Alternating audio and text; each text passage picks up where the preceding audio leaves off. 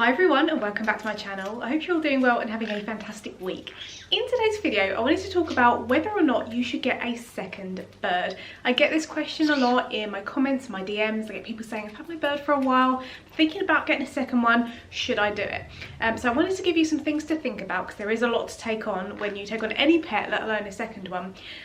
Some things why it's good as well, but I will preface this with saying that my personal opinion is that it is always better to have a multi-bird household if you're able to, because, well, I'm going to go into the reasons why, but we have 5 birds here currently, and I have also had a situation where we had 1 bird.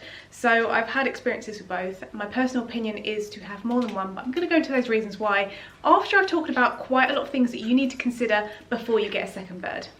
So one of the first things you need to consider before getting a second bird is the quarantine period before introducing these 2 birds together. A lot of people don't realise how important quarantine is, because if you're bringing in a new bird, you don't necessarily know how healthy they are, where they've come from, all that kind of stuff, and also there is a risk that they could be hiding illness, because birds are very, very good at hiding illness. It's one of their survival mechanisms in the wild, being prey animals.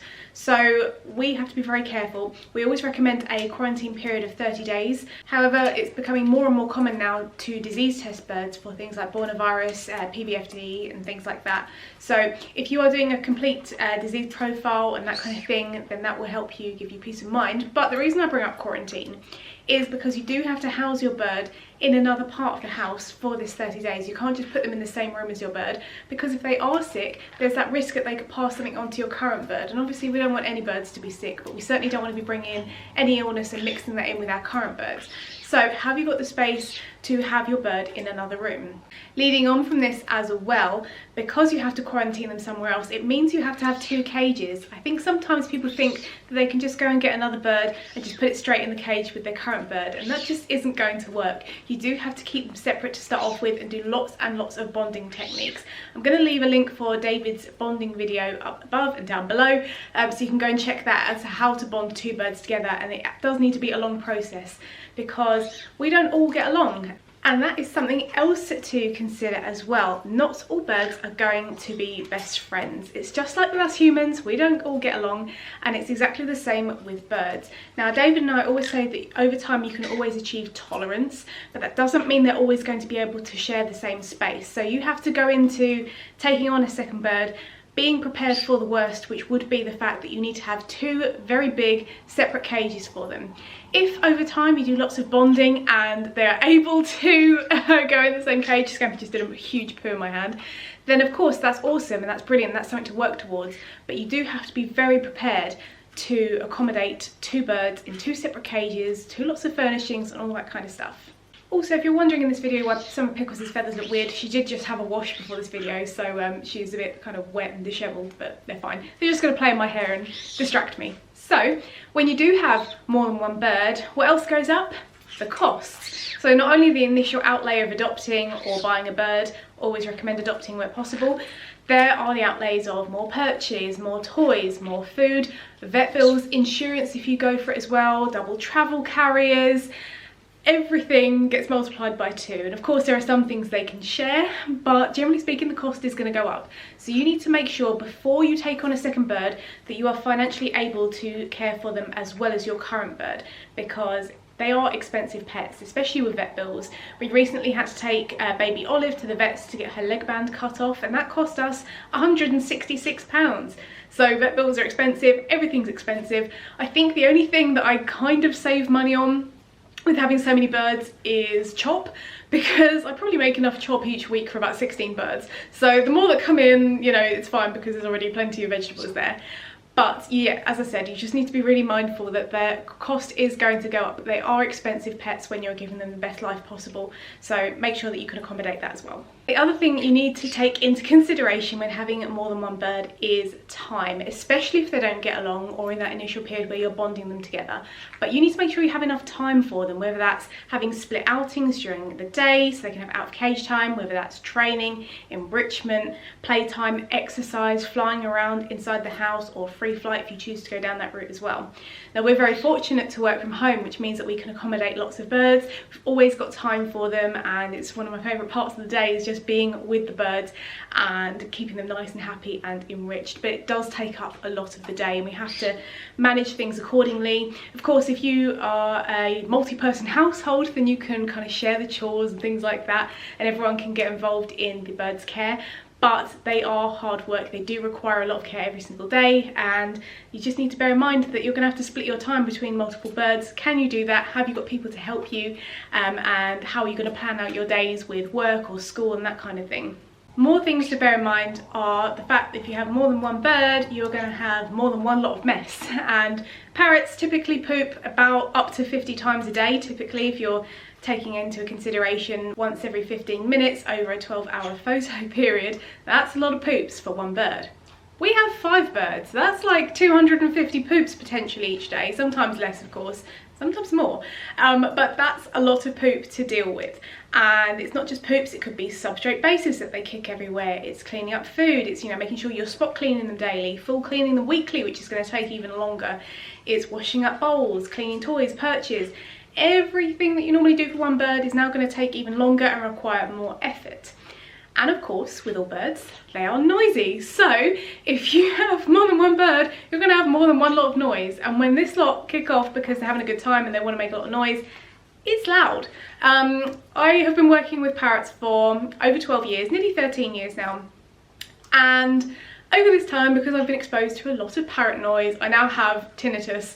Can't hear as well as I could back when I was a spring chicken, so that's something to bear in mind. There's going to be more noise, so can you kind of accommodate even more noise where you live? Are your walls too thin, that kind of thing? Are your neighbours considerate? So yeah, there's a lot to take on there, but basically whatever you do now for your bird is going to get doubled. So effort, time, money, you know, cleaning, all that kind of stuff is going to be doubled. So is it a good idea to get a second bird? In my opinion, yes it is. So I want to go through some things to hopefully give you peace of mind as to why it is actually a good idea, because there are lots of reasons why it's a good idea to have a multi-bird household. So the first reason why it's a good idea to get more than one bird is because parrots are social species. In the wild, they would live in big flocks. There are going to be a couple of exceptions for certain parrots who prefer to be a little bit more solitary, but generally speaking they do live in big flocks. Cockatiels and green-cheeked conures certainly do. So they love having companionship, and of course us as humans, we can give them lots of love and attention, time, cuddles, training, all that kind of stuff, but it doesn't compare to being able to communicate with their own species. We can only give them so much of their social needs. That's not to say that single bird households can't be happy. Of course single birds can be happy, but could we take it up a notch and maybe give them that social need that we can't as humans physically give them, because we're not conures, we're not cockatiels, we can't communicate in that same way. Yes, we can communicate in the same language through training, but that doesn't compare to being able to communicate with body language, you know, whatever they can communicate with noise, that kind of stuff. So that really can fill a niche that we just can't do as humans. Now, as I said, not all birds will get along. However, they will still find companionship if they have another bird in the same room as them. So say, for example, we go out for the day. It's not very often, but we have the 3 cages here. So we've got baby Olive, who's just outshot. We've got the conure cages behind me, and then we've got the cockatiels here. They all still feel some level of companionship and comfort from having each other around, compared to if it was just, you know, one bird there, because they are still all part of the flock. Just because they don't all, you know, really love each other and they're not super bonded, that doesn't mean they're not still getting that companionship and social need. So we have all different kinds of social dynamics between each individual bird here. I won't go into that today. If you'd like a kind of a more detailed video, I can tell you what's going on here and what we've done and that kind of thing. But they definitely still tolerate each other's company, sometimes even enjoy it as well, and you can see when things change that, you know, they're looking for that comfort in their flock. And we are still part of the flock as well, as I said, as humans, but having birds around is a totally different experience for them, and one that I think is really, really valuable to giving them the highest standard of care possible. Now, as I kind of touched upon just then, if you do have to go out to work or school, university, wherever it is that you may have to go each day or each week, having another, you know, bird or companion in the household can be really beneficial for them, so they can get that social need when you are out and about doing what you need to do. Now, a lot of people ask me, you know, should I get the same species? Should I get a different one? I think if possible, get in the same species, because then they can communicate in exactly the same way. However, that's not to say that a parrot of a different species couldn't get some kind of social interaction from another. So we originally got Chip and Fish, the cockatiels, then we rescued Pickles, who's here, then we rescued Scampy, then we rescued Olive. So we kind of added a bird as we went after getting the boys. And Pickles, when it was just her as the conure, the sole conure here, she still found companionship in Chip and Fish. She was out with them all the time, that kind of thing. So they can definitely get that social need from another species, and that helps when you do have to go out and about. Now, as well as this, having a flock dynamic is actually enriching. It breaks up the day, it gives them something to do, especially when they are interacting with another bird or just looking around, hearing different sounds, seeing what another creature is doing as well. So that is definitely a different form of enrichment. We call it social enrichment, but there are different kind of tiers of that. So it could be like auditory enrichment. If they're hearing, say for example, a cockatiel singing, that's a way of having some auditory enrichment. You don't have to provide because it's already happening around you. So that can be super interesting to give them that social enrichment. Just again, another layer of enrichment, because they are such smart creatures and they do need to be mentally and physically stimulated throughout the day. So if they can do it amongst themselves by communicating, then that is amazing. One of the other things that I really love about adding another bird to my flock is the fact that I can rescue or rehome other birds who have probably been passed around, they've been quite unsettled in their lives, and then they can come to me and have a forever home no matter what happens. And I find that really rewarding, because a lot of rescue parrots don't have the best start in life, and in fact parrots are the #1 most rehomed type of pet in the world because they are so complex.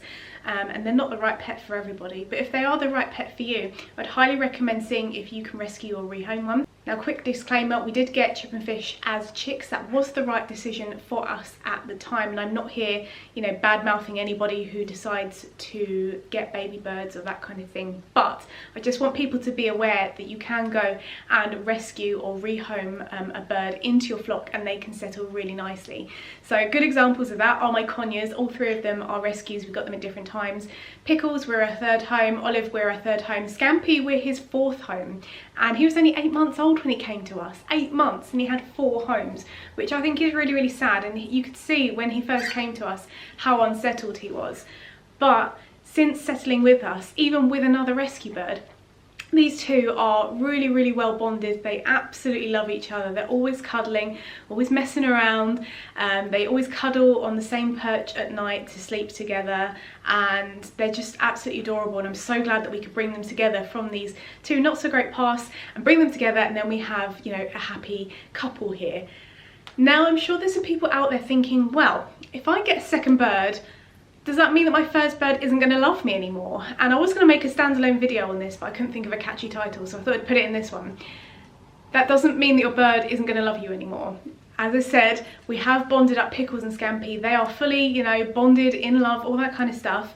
But as you can see, they both absolutely love David and I as well. That hasn't changed. They, you know, still really relish communication with David and I. They're always cuddling with us. You can see Pickles is currently biting my neck.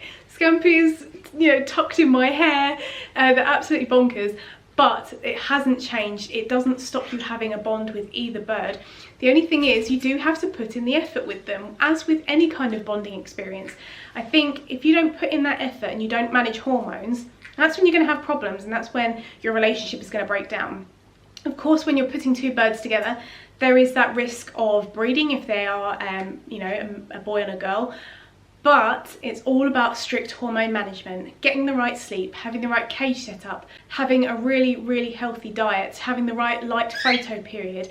Should you be covering them or not? You know, lots of different things I've covered. I do have my hormones video if you haven't seen it already. But if you're managing hormones strictly and you're putting in the time and effort to interact with your birds and train them, then you can absolutely still have a loving relationship with both of your birds.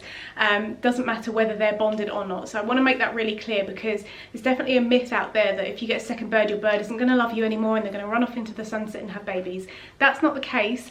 But you still have to put the effort in. It's not like you don't have to try anymore. You may have to put in a little more effort, but the result is worth it. As you can see, Pickles is happy to stand with me, whereas Scampy's just on top of the cockatiels. So just put in that effort, put in that work, and you will see the results. So that brings me to the end of the video. I hope you found it interesting learning a little bit more about whether or not you should get a second bird. If you want any more advice or you want to have a chat, let me know down in the comments, as I would love to speak to you. And if you'd like to have help finding a rescue so you can take on another bird, I would also love to help you too, so do get in touch. But in the meantime, from me and the cheeky conures, thanks for watching, take care and see you later.